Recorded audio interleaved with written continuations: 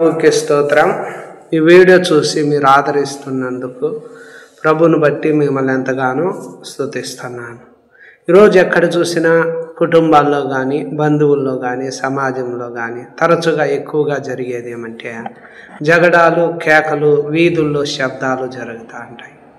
ఒకరి మీద ఒకరు విరోధాలు పెట్టుకొని ఉన్నారు. అసహ్యులై ఒకరినొకరు ద్వేషించుకుంటూ ఉన్నారు. పగ ప్రతీకారాలు పెట్టుకుంటున్నారు. మనుషులంతా కూడా అంటే ఒకరికొకరు శత్రువులై ఉన్నారు. మరియు ఒకరి మీద ఒకరు విరోధాలు పెట్టుకొని, ద్వేషాలు, పగ ప్రతీకారాలు పెట్టుకొని జీవిస్తూ ఉన్నారు. దీని నుండి ఎలా మనం బయటపడాలి అనే విషయాన్ని ఈ వీడియోలో మీకు క్లుప్తంగా అందిస్తున్నాం. దయచేసి ఈ వీడియోను స్క్రిప్ట్ చేయకుండా వినాలని, ఇలా ఉండడం ద్వారా కలిగే నష్టాలు ఏంటి, ఎలా దీని నుండి బయటపడాలి, దీన్ని ఎలా జయించాలి అనే విషయాలు ఈ వీడియోలో మీకు వివరంగా అందించడం జరుగుతుంది. వీడియో నచ్చినట్లయితే లైక్ చేయండి. మీరు 100 లైక్స్ ఇవ్వడం ద్వారా ఇంకా అనేకులకు ఈ వీడియోను అందించడానికి అవకాశం ఉంటుంది. 100 సబ్స్క్రైబర్స్ కూడా కావాలి. దయచేసి చాలామంది వీడియోలు చూస్తున్నారు కానీ లైక్ చేయడం లేదు. సబ్స్క్రైబ్ చేసుకోండి. దయచేసి మీరు సపోర్ట్ చేయగలిగితే ఇంకా అనేకులకు ఈ వీడియోను అందించడానికి ప్రభు సహాయము చేస్తాడు. ప్రయోజనకరమైనవి గనక దాచుకోకుండా మీకు అందిస్తున్నా. బహిరంగంగా ఇంటింటను ఈ మాటలు అందరికీ తెలియచేయబడాలనేది దేవుని ఉద్దేశమై ఉన్నది. కనుకనే మీకు ఈ వీడియోల ద్వారా వాక్యము ప్రకటించబడుతుంది. సమయమందు అసమయమందు ప్రయాసపడుతూ ఉన్నాం.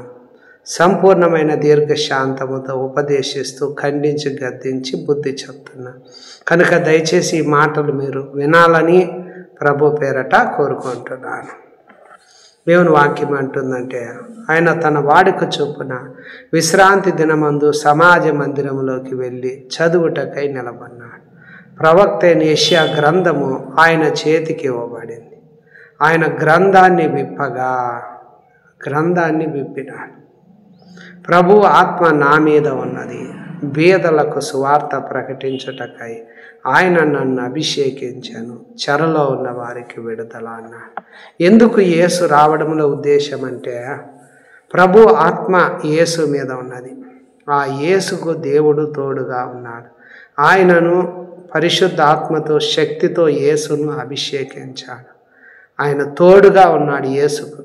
కనుకనే యేసును గురించి, ఇదిగో ఈయనే నా ప్రియ కుమారుడు, ఈయన యందు నేను ఆనందిస్తున్నాను అని యేసు అంటున్నాడు. నీవు నా ప్రియ కుమారుడవు, నీ యందు నేను ఆనందిస్తున్నానని యేసును గురించి తండ్రి అయిన దేవుడు ఇచ్చినటువంటి సాక్ష్యం.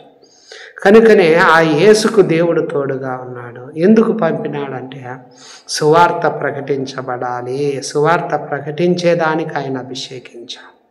ఇక్కడ సువార్త ప్రకటించటం, వినుట వలన విశ్వాసం అనేది కలుగుతుంది. ఆ వినుట అనేది క్రీస్తును గూర్చిన మాట వలన మనకు కలుగుతుంది. దయచేసి అందువల్లనే దేవుని వాక్యం ఏమంటుందంటే, చెరలో ఉన్న వారికి విడుదల కలగాలి. ఈరోజు అనేక మంది చెరలో ఉన్నారు. వారందరికీ విడుదల కలగాలనేది దేవుని యొక్క ఉద్దేశమై ఉన్నది. కనుకనే ఈ చెర అనగా మనం ఉండామా లేదా అనేది ప్రతి మనుషుడి వీడియో చూస్తుండగా మిమ్మల్ని మీరు ఒకసారి పరీక్షించుకోండి. మీరు ఎలాగ వింటున్నారో దాన్ని జాగ్రత్తగా చూసుకోండి. ఈ చెప్పే ఈ సంగతులు మీ జీవితాలు అలాగున్నాయా లేదా అని కూడా పరిశీలించండి. దేవుడు ఈ మాటల ద్వారా మీ జీవితాల్లో కార్యం చేయాలని ఆశ కలిగి ఉన్నాడు. దేవుని వాక్యం ఏమంటుందంటే, దయచేసి ఈ మాటలు మనం చూసినట్లయితే ప్రభు ఇక్కడ చెప్తున్నాడు. ఏమంటున్నాడంటే, సహోదరుని మీద కోపపడే ప్రతివాడు విమర్శకు లోనగును, తన సహోదరుని చూసి వ్యర్థుడా అని చెప్పువాడు మహాసభకు లోనగును, అదేవిధంగా ద్రోహి అని చెప్పువాడు నరకాగ్నికి లోనగును అన్నాడు. అనగా ఈరోజు మనం ఉండే స్థలంలో, కుటుంబంలో కానీ, బంధువులతో కానీ, స్నేహితులతో కానీ, పని చేసే చోట్లలో మనం ఎలా ఉండాలంటే, సహోదరుల మీద కోపడకూడదు. అందువల్లనే ప్రభు అంటాడు, కోపం మానము, ఆగ్రహాన్ని విడిచిపెట్టుము, వ్యసన పడకము, అది నీకు కీడుకే కారణము అంటాడు. కోపపడితేనంటే నువ్వు విమర్శకు వెళ్ళిపోతావంట. వ్యర్థుడా అని చెప్తే మహాసభకు లోనైపోతాం, ద్రోహి అని చెప్తే నరకాగ్నికి వెళ్ళిపోతాం. కనుక నోటిని నాలుకను భద్రంగా కాపాడుకోవాలి. మరియు జీవాన్ని ప్రేమించి మంచి దినాలు నువ్వు చూడాలనుకుంటే చెడ్డ మాటలు పలకకుండా నీ నాలుకను, కపటపు మాటలు చెప్పకుండా నీ పెదాలను కాచుకోవాలి. కీడు నుండి తొలగి మేలు చేస్తూ ఉండాలి. సమాధానాన్ని వెదికి దానిని వెంటాడాలి.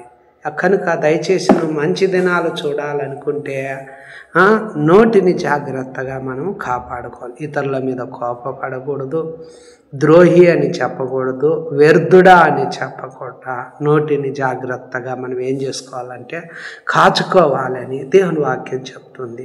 మళ్ళీ ఏమవుతుందంటే, నీవు బలిపీఠం ఎక్కడైనా అర్పణం అర్పించేటప్పుడు, నువ్వు దేవునికి అర్పణం అర్పించే సమయంలో నీ లోపల, నీ మనస్సులో సహోదరులకు ఎవరి మీదైనా నీకు విరోధం ఉంటే, అనగా నీ కుటుంబంలో కానీ, నీవు పనిచేసే చోట్ల కానీ, నీ బంధువులతో కానీ, నీ స్నేహితులతో కానీ, నీకెవరి మీదైనా విరోధం ఏమైనా ఉందని జ్ఞాపకం నీకు వచ్చినప్పుడు, ఒక విరోధంగా ఉందని జ్ఞాపకం వచ్చినప్పుడు, ఆ బలిపీఠం ఎదుటనే మొదట నీ అర్పణ విడిచిపెట్టు.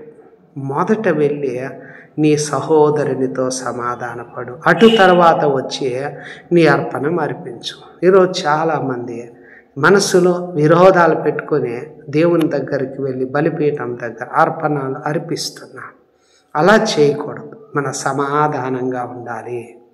కుటుంబంతోనూ, బంధువులతోనూ, స్నేహితులతోనూ, నీవు పనిచేసే చోట్ల చుట్టూ సమాజంతో బైబిల్ అంటుంది సమాధాన పడాలి.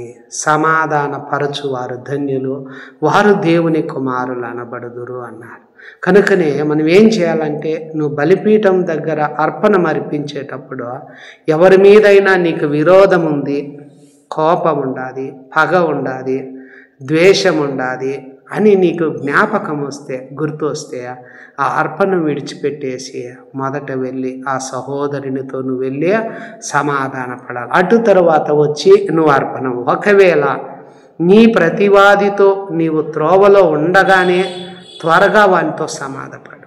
నీవు ఎవరి మీద విరోధం ఉందో అలాంటి వ్యక్తి నీకు దగ్గరలో ఉన్నా, సమీపంలో ఉన్నా, ఆ వ్యక్తితో నువ్వు త్వరగా వెళ్ళి సమాధానం పడాలి. ఒకవేళ దూరం ఉంటే ఫోన్ చేసి మాట్లాడడము, లేకపోతే మెసేజ్ పెట్టడము, ఫోన్లో మాట్లాడయ్యా నేను నీతో విరోధం పెట్టుకున్నాను, దయచేసి ఐఎమ్ ఎక్స్ట్రీమ్లీ సారీ, నన్ను క్షమించు అని ఆ వ్యక్తిని ఏం చేయాలంటే సమాధాన పడాలి ఆ వ్యక్తితో. ఒకవేళ నువ్వు అలా చేయకపోతేనంట బైబిల్ ఏం చెప్తుందంటే, లేని ఎడలా నువ్వు ఆ విరోధం పెట్టుకొని అలాగనే నువ్వు బలిపీఠం దగ్గర అర్పణం అరిచిపెట్టిన ఎడల నీకేం జరుగుతుందంటే, దేవుని వాక్యం మనకు స్పష్టంగా చెప్తుంది. అది ఏమిటి అనే విషయం చూస్తే, ఒకవేళ నీ ప్రతివాది నిన్ను న్యాయాధిపతికి అప్పగిస్తాడు, న్యాయాధిపతి నిన్ను బంట్రోతుకు అప్పగిస్తాడు, అంతటా నువ్వు ఏం చేస్తావంటే చెరసాలలో వేయబడతావు అన్నాడు. ఈరోజు చాలా కుటుంబాలు చెరలో ఉన్నారు. అందువల్ల యేసు వచ్చింది ఏమి తెలుసా, చెరలో ఉన్న నీకు విడుదల ఇవ్వడానికి. చాలా కుటుంబాలు చెరలో ఉన్నారు. నీకు సమయము ఇచ్చాడు దేవుడు. ఆ సమయంలోనే నువ్వేం చేయాలంటే, నీ దగ్గరలోనే ప్రతివాది ఉన్నాడు, నీ సమీపంలోనే నీకు మనసులో విరోధంగా ఉండే వ్యక్తి ఉన్నాడు, నీకు దగ్గరలోనే నీకు శత్రువు ఉన్నాడు. నీవు ఎవరి మీద కోపం ఉందో ఆ వ్యక్తి సమీపంలో ఉండగానే నువ్వు త్వరగా వెళ్ళి సమాధాన పడకుండా నువ్వు ఏం చేస్తున్నావంటే, ఆలస్యమైన కారణంగా ఏమవుతుంది తెలుసా, ప్రతివాది నిన్ను న్యాయాధిపతికి అప్పగిస్తున్నాడు, న్యాయాధిపతి నిన్ను బంట్రోతుకు అప్పగిస్తున్నాడు. అంతటా నువ్వు ఏమవుతున్నావు అంటే చెరసాలలో వేయబడుతున్నావు. కడపటి కాసు చెల్లించే వరకు అక్కడి నుండి నువ్వు బయటకు రాలేవు. ఈరోజు చాలా కుటుంబాలు చెరలో ఉన్నారు. విడుదల లేదు. దయచేసి మనుషులు, అందువల్లనే దేవుని వాక్యం అంటుంది, మనుషుల అపరాధాలను మీరు క్షమిస్తే మీ పరలోకపు తండ్రి మీ అపరాధాలు క్షమిస్తాడు. మీ రుణస్థులను మీరు క్షమిస్తే మీ రుణాలు క్షమించబడతాయి. మీరు మనుషుల అపరాధాలను క్షమించకపోతే మీ తండ్రి కూడా మీ అపరాధాలను క్షమించాడంట.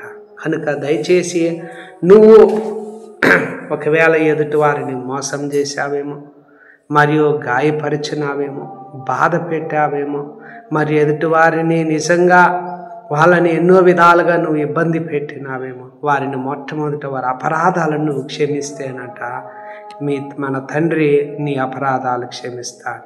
వారి రుణాలను క్షమిస్తేనట నీ రుణాలు ప్రభువు క్షమిస్తాడు.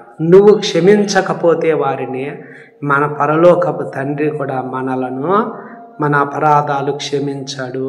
కనుకనే యేసు కూడా సిలువలో ఏమన్నాడంటే, తన మీద నిందలు వేసేవారిని, నేరాలు మోపేవారిని, అబద్ధ సాక్ష్యాలు చెప్పేవారిని, దూషించేటువంటి వారిని, ఎగతాళి చేసేవారిని, హేళన చేసేవారిని, మళ్ళీ అదేవిధంగా మొహాన్ని గుద్దినటువంటి వారిని, మరియు అదేవిధంగా నిందించినటువంటి వారిని, వాళ్ళందరినీ కూడా యేసు ఏం చేశాడు తెలుసా? తండ్రి, వీరేమి చేయుచున్నారో వీరెరుగరు గనుక వీరిని క్షమించు అన్నాడు.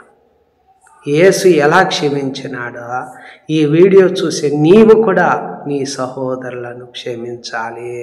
క్షమిస్తే నీ లోపల సమాధానం వస్తుంది. క్షమించకపోతే పరలోక తండ్రి కూడా నిన్ను క్షమించడని దేవుని వాక్యం మనకు చెబుతుంది. చాలా కుటుంబాలు ఈరోజు ఎక్కడ ఉన్నారంటే చెరలో ఉన్నారు. చెరలో ఉన్న నీకు విడుదల ఇవ్వాలనే దేవుడు ఆశ కలిగి ఉన్నాడు. విడుదల ఇవ్వాలనే దేవుని యొక్క చిత్తము, ఆయన ఉద్దేశమై ఉన్నది. కనుక దయచేసి మనము ఇంకో చోట మార్కు సువార్తలో ప్రభు చెప్పినటువంటి మాట ఏమిటంటే, మీకు ఒకరి మీద విరోధం ఏమైనాను కలిగి ఉన్న ఎడలా, ఎవరి మీదైనా నీకు బలిపీఠం దగ్గరికి వెళ్ళి అర్పణం అర్పించేటప్పుడు నీకు ఎవరి మీదైనా విరోధం ఏమైనా కలిగి ఉంటే నువ్వు నిలవబడి ప్రార్థన చేసేటప్పుడు എല്ലാ వ్యక్తిని క్షమించాలి. అప్పుడు పరలోకమందున్న మీ తండ్రి మీ పాపాలు క్షమిస్తాడు అన్నాడు. కనుక మనము ప్రార్థన చేసేటప్పుడెల్లా, బలిపీఠం దగ్గరికి వెళ్ళి అర్పణం అడిపెట్టేటప్పుడెల్లా కూడా నీకు ఎవరి మీద విరోధం ఉందో వాళ్ళందరినీ క్షమిస్తూ రావాలి.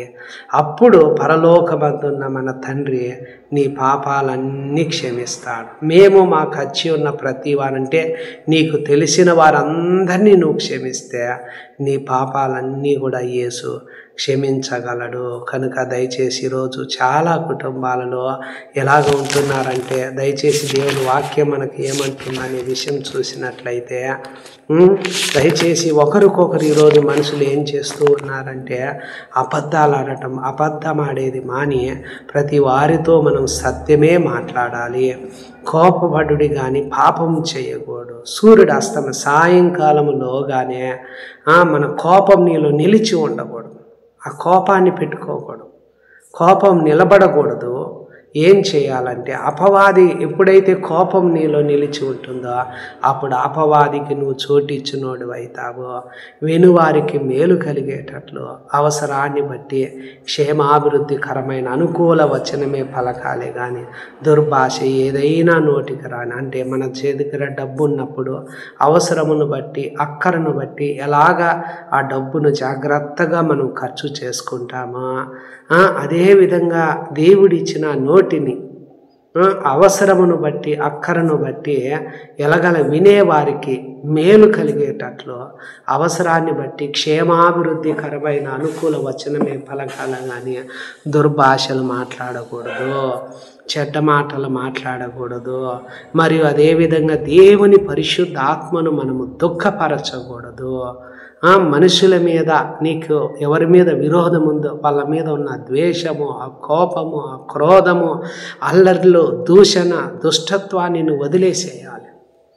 ఎవరి మీద నీకు విరోధం ఉందో నీ కుటుంబీకులతో కావచ్చు, నీ అన్నదమ్ముల్లో కానీ, బంధువులతో కానీ, నీ స్నేహితులతో కానీ, నువ్వు పనిచేసే చోట్ల కానీ, నీ ఇరుగు పొరుగు వాళ్ళతో కానీ ఎవరి మీద నీకు విరోధం ఉందో దాన్ని వదిలేసేయాలి. వారి మీద ఉన్న ద్వేషము, ఆ కోపము, క్రోధము, అల్లరి చేసేది, దూషించేది దీన్ని వదిలేసేయాలి. దుర్భాషలు మాట్లాడకూడదు. ఏది కోపాన్ని నీలో నిలబడకుండా చూసుకోవాలి. అబద్ధాలు తగ్గించుకోవాలి. అబద్ధాలు ఆడకూడదు. ఒకరి ఎడల ఒకరు దయ కలిగి కరుణా హృదయులై యేసు ఎలా మనల్ని క్షమించినాడో ఆ విధంగా మనం ఒకరినొకరు క్షమించుకోవాలి. యేసు ఎలా సిలువలో నీ పాపాలన్నీ క్షమించినాడు, యేసు మనలందరినీ ఎలా క్షమించినాడో మనం కూడా ఒకరినొకరు క్షమించుకుంటూ ముందుకు సాగాలి. అప్పుడు దేవుడు నీ జీవితాల్లో కార్యం చేయడానికి, నీ కుటుంబాన్ని దీవించడానికి అవకాశం ఉంటుంది. నీ ప్రార్థనను ఆలకిస్తాడు. కనుక దయచేసి అప్పుడు నువ్వు ప్రార్థించినప్పుడు నీ ప్రార్థనకు దేవుడు ఏమిస్తాడంటే ప్రతిఫలాన్ని ఇస్తాడు. ఆమేన్.